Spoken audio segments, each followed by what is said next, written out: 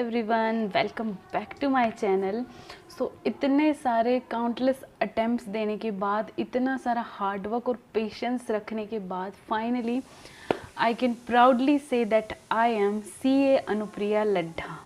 सो आज के वीडियो में मैं अपनी सीए जर्नी के बारे में बताने वाली हूँ कि मैंने कब सीए ज्वाइन किया था, यानी कि शादी से पहले, और बीच में किन वजह से या फिर किन रीज़न से मैंने छोड़ दिया था और फिर से मुझे स्टार्ट करने का मोटिवेशन कैसे मिला।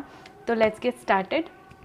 तो मैंने सीए मेरी 2012 में मैंने 12th पास आउट किया था, और फिर जैसे ही जो नेक्स्ट अटेम्प्ट था जून 2012, यानी कि मेरे टाइम पे सीपीटी होता था, तो मैंने सीपीटी दिया था जून 2012 का, और वो मेरा एक ही बार में क्लियर हो गया था। मेरे 124 मार्क्स आए थे उसमें। देन फिर 9 मंथ के बाद हमें आईपीसीसी का अटेम्प्ट हम दे सकते हैं। तो मेरे टाइम पे जो आईपीसीसी होती थी उसमें मैंने मेड 2013 वाला अटेम्प्ट दिया था, और उसका फर्स्ट ग्रुप जो मैंने एक ही ग्रुप दिया था वो भी मेरा फर्स्ट एक ही अटेम्प्ट में हो गया था।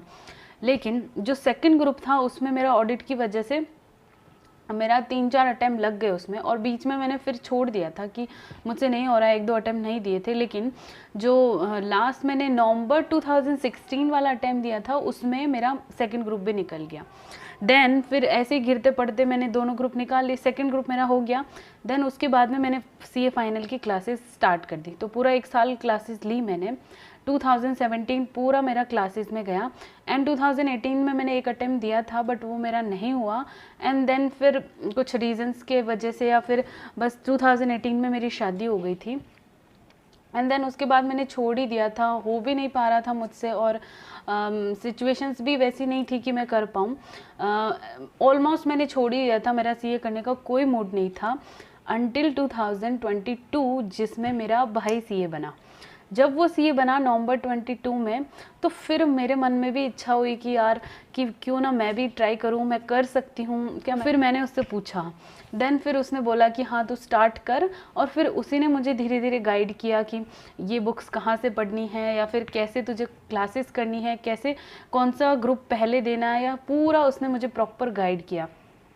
तो फिर इस तरह से मैंने धीरे धीरे स्टार्ट किया। पहले मैंने एक एक सब्जेक्ट की क्लासेस स्टार्ट करी, एंड एक एक बुक ही मैंने मंगवाई थी, सारी बुक्स एक साथ नहीं मंगवाई थी। तो एक जैसे ही मैंने एक बुक और एक कंप्लीट किया, मैंने मार्च 23 में फिर मैंने स्टार्ट कर दी थी अपनी पढ़ाई। तो मैंने पहले इनडायरेक्ट टेक्स्ट का बुक मंगाया था, देन वो मैंने पूरा कंप्लीट किया, और मुझे थोड़ा सा कॉन्फिडेंस आने लग गया कि हाँ अब मैं कर सकती हूँ। देन फिर मैंने बाकी सारी बुक्स मंगाई ग्रुप 2 की, क्योंकि मैंने पहले ग्रुप 2 के लिए प्रिपेयर करना स्टार्ट कर दिया था, और नवंबर 23 में मैंने ग्रुप 2 ही दिया था।